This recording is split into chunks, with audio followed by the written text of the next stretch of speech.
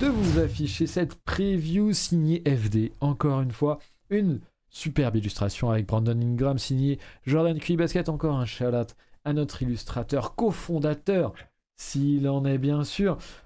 Petite preview donc signée FD. Et les Pels, il y avait des choses potentiellement intéressantes à dire. Je vous enjoins à aller lire cette preview si vous voulez un petit peu plus de précision.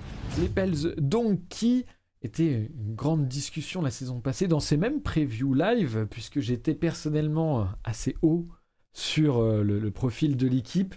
J'ai été un temps récompensé. J'ai d'ailleurs même fait quelques petites vidéos d'analyse en début décembre, alors qu'ils étaient sur une rampe de lancement incroyable, puisqu'ils finissaient finalement premier de l'Ouest à la fin de l'année. FD, est-ce que tu peux nous résumer un petit peu rapidement cette saison des Pels, la saison passée ? Ouais, bah, si on le fait vraiment très grossièrement, avec un gros pinceau.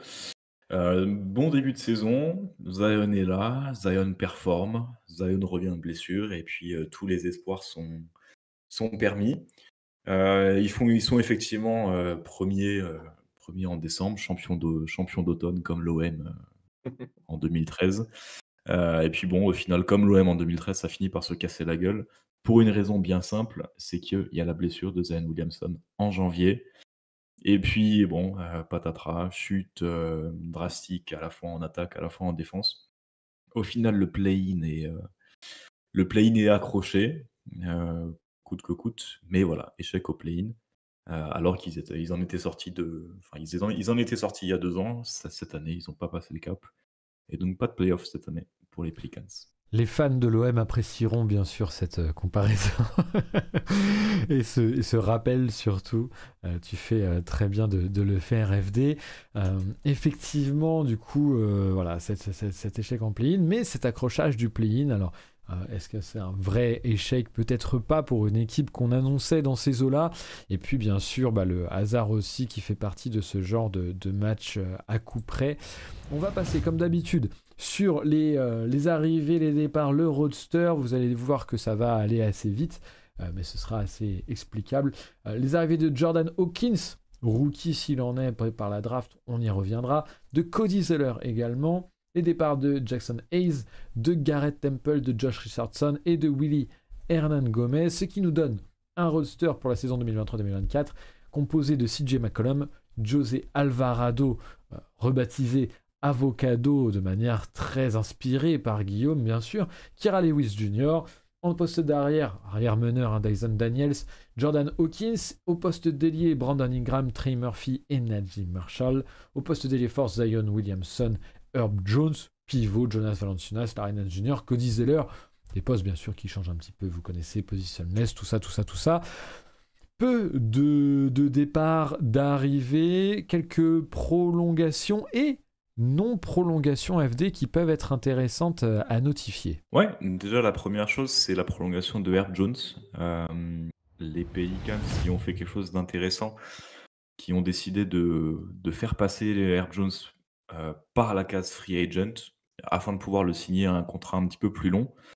Et puis voilà, juste en fait, ils lui ont pas offert sa qualifying offer, ce qui fait que structurellement, ils pouvaient lui offrir un contrat plus long 1 an plus tôt, plutôt que d'attendre l'année prochaine. Ça montre juste que voilà, David Griffin a confiance en Herb Jones. Il a prouvé assez sur ces 2 premières années pour avoir envie de lui donner ce contrat. Et puis ensuite, la deuxième prolongation qui devait arriver cet été et qui finalement n'est pas encore arrivée, c'est Jonas Valanciunas, voilà, le pivot qui était éligible à une prolongation de contrat, qui a annoncé qu'il voulait prolonger à New Orleans, qu'il se sentait bien là-bas. Mais voilà, pour l'instant, pas de prolongation.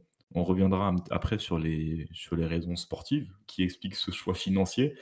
Mais voilà, c'est encore le dossier en suspens. Alors, est-ce qu'il sera prolongé? Est-ce qu'il ne sera pas? Est-ce qu'il sera tradé? Est-ce qu'il a une valeur sur le marché des transferts?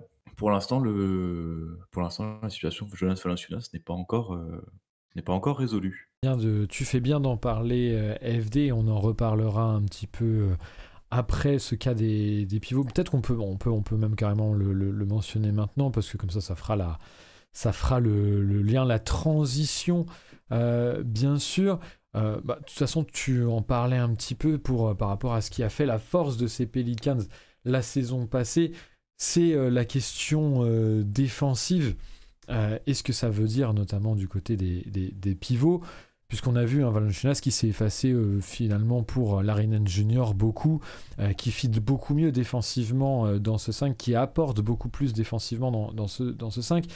On n'attendait pas forcément une grosse saison défensive identitairement de la part des Pels, notamment dans ses previews l'année dernière. On les attendait plutôt au mieux à la moyenne. Finalement, il termine 6e au defensive rating avec 112 points encaissés par 100 possessions. Surprenant au vu des noms affichés, McCollum, Ingram, Valanciunas, ça défend peu, voire pas. On ne mentionne pas Zion, mais c'est aussi le cas de Zion, même si ce n'est pas forcément reconnu à sa juste valeur, le trou défensif que l'ailier fort peut être, quand il est sur le terrain du moins.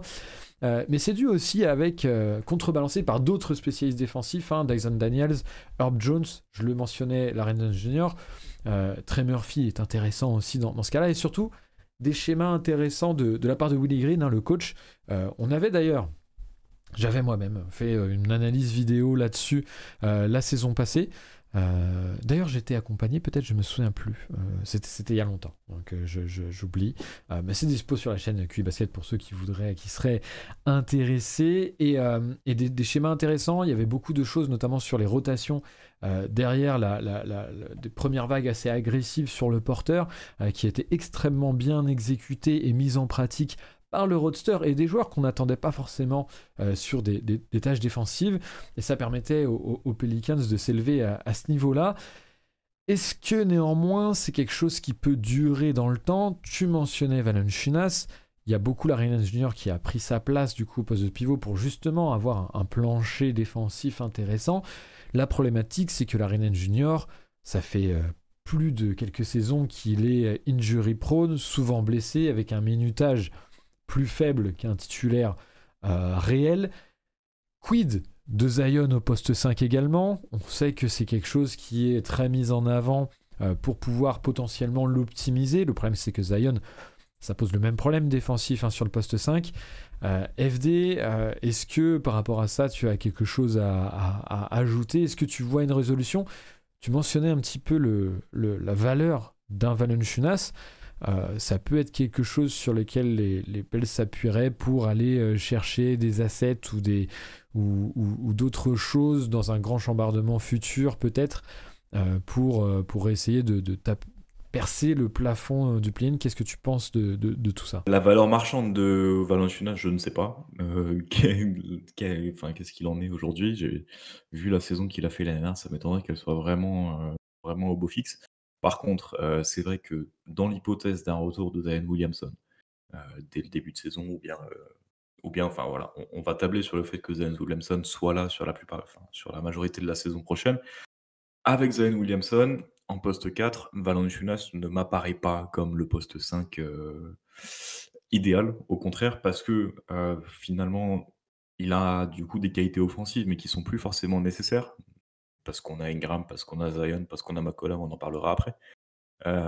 Mais surtout défensivement, voilà, une raquette Williamson-Valanciunas l'année dernière, ça a très mal fonctionné défensivement, heu, parce que Valanciunas a ses limitations. Par contre, bon, c'est la deuxième possibilité. Si maintenant Valanciunas venait à rester dans l'effectif, est-ce qu'on pourrait pas l'utiliser comme ça a été fait en fin de saison dernière quand Larry Nance Jr était en bonne santé, plutôt en second unit et à ce moment-là, l'entourer de profils plutôt défensifs comme Dyson Daniels, comme Herb Jones, qui sont capables de compenser, notamment dans leur présence, en weak side quand ils sont à l'opposé. Ils sont capables d'amener, une protection de cercle que Valanciunas n'est pas capable d'apporter. Donc voilà, Valanciunas avec le 5 de départ, ça me paraît pas enfin c'est pas optimal, c'est sûr. Larry Nance Jr, il y a toujours l'hypothèse des blessures et le risque, du minutage qui est trop faible. Donc voilà, il y a ce poste 5 quand même qui reste une énigme. J'ai pas de réponse, idéale. Ce sera le grand chantier à mon avis de Willie Green et de James Borrego. si Zion Williamson revient au poste 4 assez rapidement dans la saison. Quel dommage que tu n'aies pas de réponse à cette énigme. Tu pourrais te faire payer grassement dans un staff NBA et nous envoyer des infos en tel un insider qui lui, aurait un avantage concurrentiel incroyable dans les médias français. Euh, Bientôt, c'est pas grave. Bien sûr, mais on te fait tout à fait confiance FD là-dessus. Tu parlais justement de ce poste 5, etc. On parle de Zion là-dessus.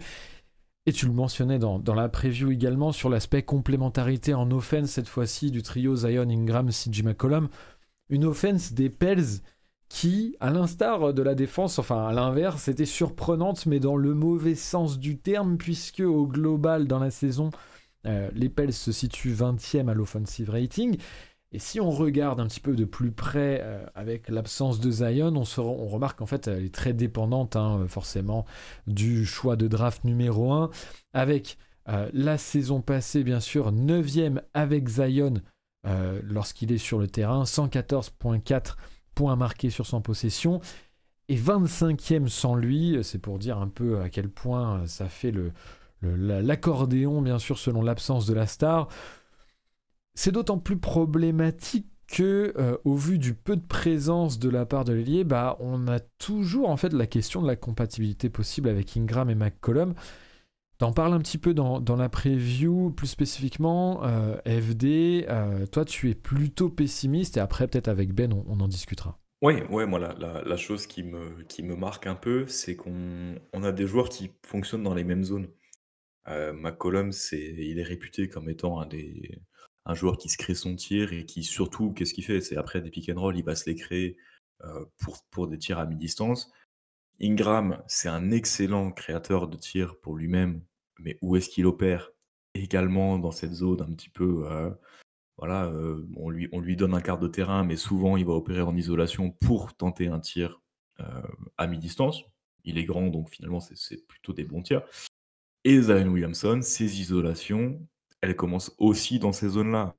Elles commencent aussi, voilà, soit poste bas, soit un petit peu plus loin au niveau de l'elbow. Donc pour moi, c'est des joueurs qui opèrent un petit peu dans les mêmes zones, qui n'ont pas forcément de grosses synergies ni de grosses présences, hors ballon. Pas des joueurs qui sont très actifs quand ils n'ont pas la balle dans les mains. Je je me demande vraiment comment optimiser une attaque avec ces 3 personnes sur le terrain, parce qu'il y a du talent il y en a, ça c'est sûr. Maintenant, j'ai l'impression quand même que leurs skill sets ne sont pas super complémentaires, et donc si on part du principe qu'on veut vraiment avoir une attaque optimisée, il faut peut-être un petit peu repenser le rôle de chacun. Est-ce que c'est Ingram et McCollum qui doivent faire des concessions pour donner davantage la balle à Zion? Ou bien est-ce que James Borrego, qui sera le nouvel assistant, enfin nouvel assistant coach de Willie Green et qui a fait qui a montré de très bonnes choses offensivement à Charlotte, est-ce que lui va pouvoir permettre, enfin il va trouver la solution pour, permettre à ces 3 là de s'épanouir quand ils sont sur le terrain tous les 3?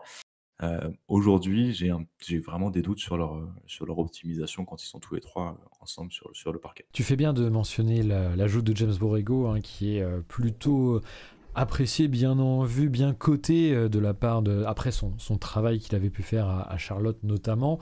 Ben, est-ce que tu es plutôt partant dans ce trio vis-à-vis d'Ingram, McCollum et de leur complémentarité avec Zion? Tu es plutôt optimiste et tu fais confiance à Borrego, ou alors tu es plutôt du côté négatif de la force, plutôt du côté sceptique, on va dire, pour pas paraître négatif, en accord avec FD? Non, je suis plutôt en accord avec FD. C'est des joueurs, sur lesquels j'ai jamais été très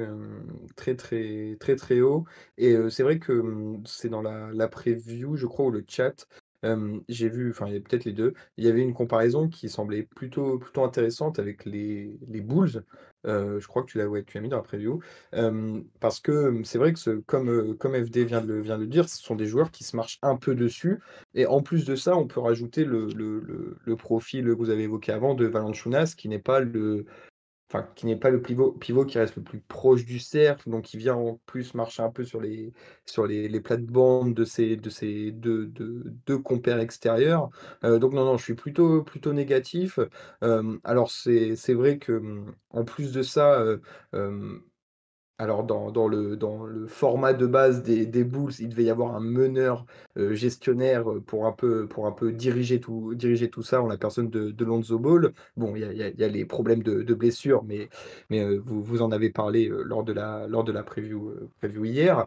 Mais c'est vrai qu'il y a même pas en plus ce profil-là à New Orleans qui pourrait un peu, mettre de l'ordre dans cette attaque, essayer de faire respecter des schémas, peut-être un peu plus travaillé pour que chacun retrouve, des zones privilégiées. Donc c'est vrai que c'est un peu compliqué. Ce sont des joueurs, pas forcément, très, très organisateurs qui organisent le jeu pour se retrouver tous dans les mêmes zones.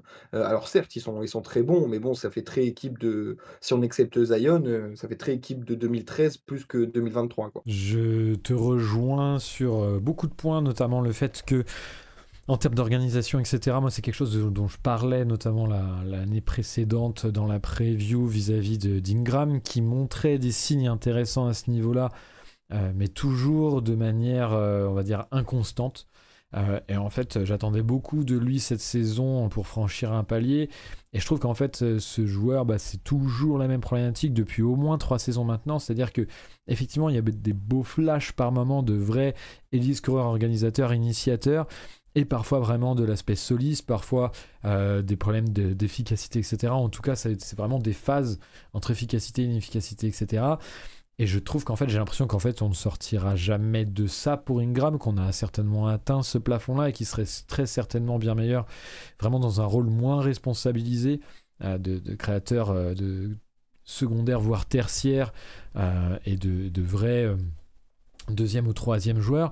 Mais peut-être pas derrière un Zion qui, comme tu le disais, FD est bien meilleur sur l'isolation et serait peut-être plus optimisé dans un autre cadre. Après, c'est vrai que c'est ce qu'on se disait en off. Il y a peut-être une différence entre optimisation et non-complémentarité totale. Je pense que c'est pour ça que ça peut potentiellement encore un petit peu marcher. C'est-à-dire que voilà, c'est pas parce que c'est pas full optimisé que c'est pas voilà, 100% bon, que c'est pour autant néfaste. Malgré tout, à côté de ça, il y en a un qui, pour le coup, on peut peut-être le rayer vraiment en termes de complémentarité de l'équipe, c'est CJ McCollum, qui en plus sort d'une saison très compliquée à l'efficacité, qui apporte peu dans le playmaking, parce qu'il n'a jamais beaucoup apporté dans ce cadre-là, qui est un défenseur plutôt négatif, voire très négatif, par moment. Avec l'âge, c'est pas forcément des bons signes vis-à-vis de sa saison et de son futur. Alors après, voilà, la cote pour le trade maintenant est pas terrible. Je sais pas ce qu'il en est de son contrat, peut-être dans le chat on me le signalera. Mais c'est vrai que par contre sur CJ McCollum, il est loin le temps de sa surchauffe à son arrivée dans l'équipe. Et là, il y a peut-être quelque chose à repenser. À côté de ça, tu parlais également des Bulls. La comparaison qui se fait avec les Bulls, tu parlais des zones préférentielles, c'est effectivement le fait que à 3 points, il y a une grosse difficulté, et ça rejoint les problématiques d'offense du côté de ces Pels. On l'a vu, on l'a mentionné, mais Valanciunas, Herb Jones, Najee Marshall, Larry Nance Jr., Dyson Daniels, tous ces profils qui sont plutôt spécialistes défensifs.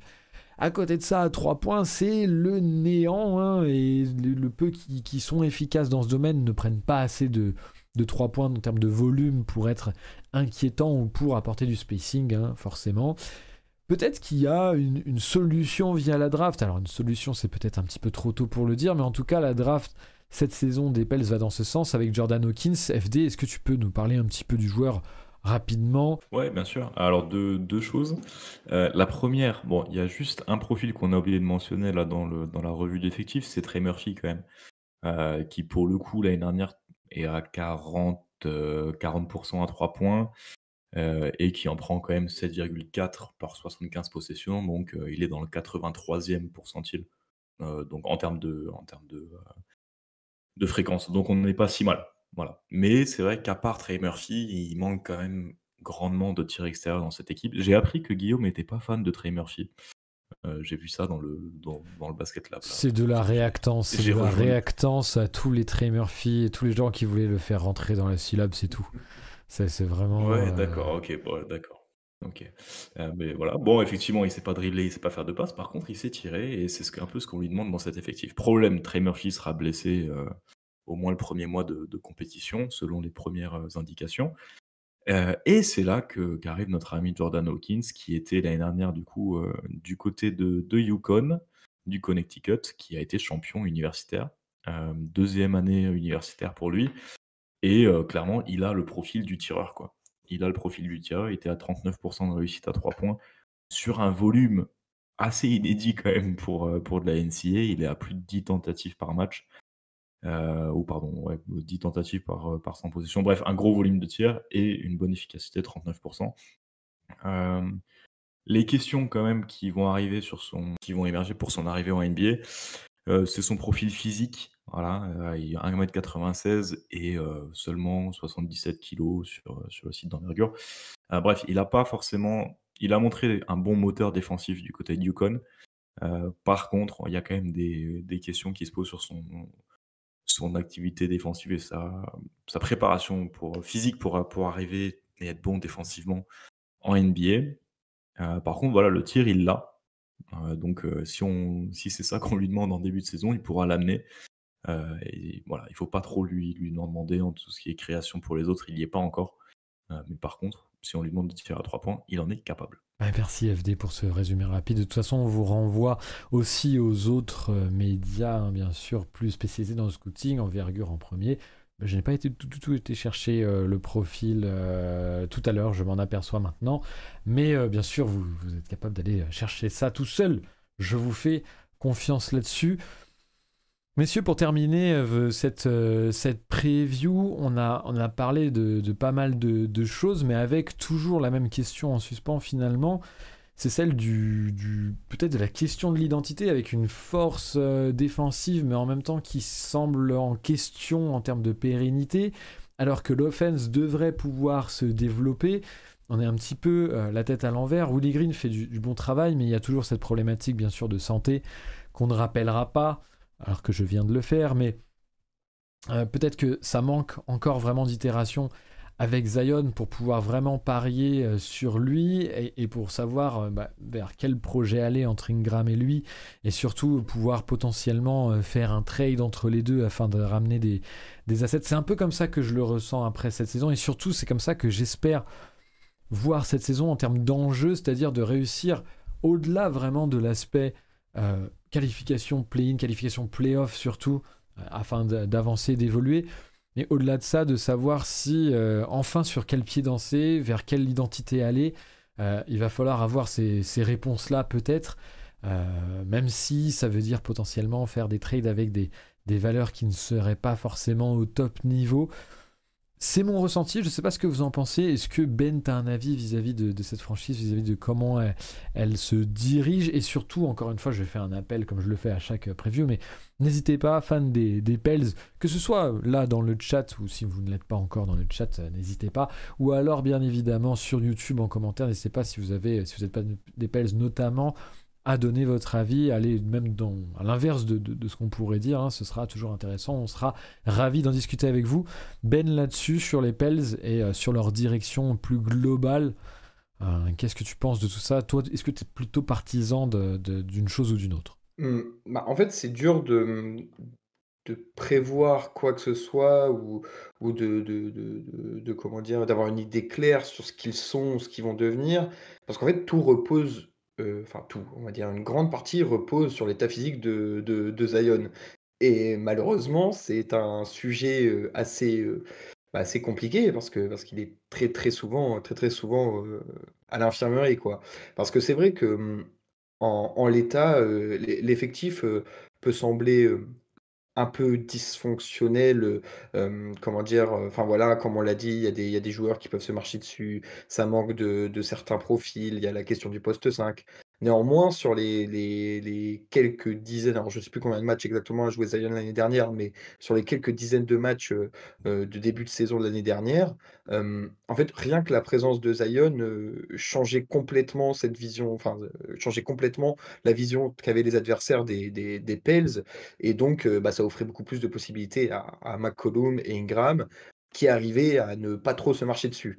Dès que par contre tu enlèves Zion, d'un coup la situation elle devient beaucoup plus compliquée. Donc en fait la vraie question c'est de savoir, est-ce que tu peux compter sur Zion? Enfin, ça paraît simple comme question, mais c'est ça, c'est est-ce que c'est un joueur fiable qui peut, être, présent, 70 matchs, par saison, pendant, les 7 prochaines saisons? Et là, la question, enfin, moi, je l'ai pas, sachant qu'en plus cet été, il a passé un été un peu mouvementé, hors des parquets, donc bon, je ne sais pas dans quel état il va arriver cette rentrée NBA.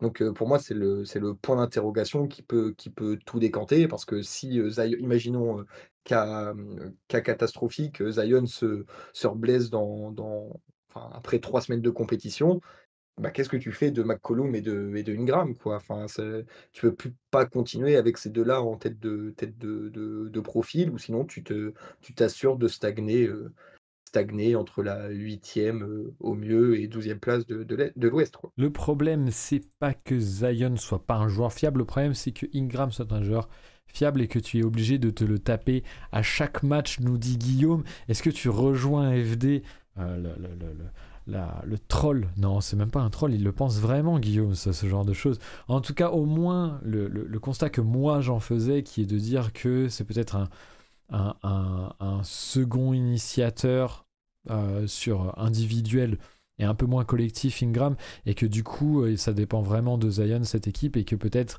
il y a un mouvement à faire plutôt que de compter vraiment que sur Ingram en tête de gondole. FD, qu'est-ce que tu penses de tout ça pour terminer? Ouais, pour terminer, on parlait d'identité. Clairement, l'identité pour moi, c'est Zion Williamson. Euh, Infirmerie, voilà, et si on arrive à mettre l'infirmerie de côté. Pour moi, l'identité de cette équipe, c'est Zion Williamson. L'avenir de cette équipe, c'est Zion Williamson. L'espoir de cette équipe, c'est Zion Williamson. Et j'espère que Brandon Ingram l'a compris, puisque voilà, c'est le ton de ma preview. Clairement, il faut que Ingram et à moindre mesure McCollum comprennent que c'est l'équipe de Zion Williamson et que voilà, il sera nécessaire pour eux d'adapter leur jeu s'ils veulent tirer l'effectif vers le haut. Moi, le souci que j'ai avec Brandon Ingram, c'est qu'on a vu dans différents contextes qu'il avait du mal justement à être productif quand il n'est pas la première ou la première option offensive bis. Voilà.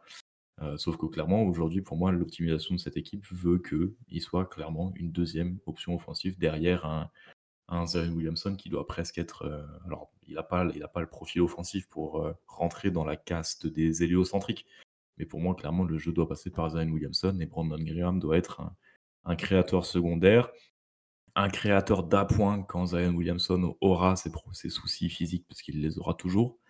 Mais voilà, le dernier exemple en date, c'est la Coupe du Monde, où on voit que Brandon Ingram n'a pas du tout apprécié et ne s'est pas du tout épanoui basketballistiquement dans un rôle de deuxième, troisième option.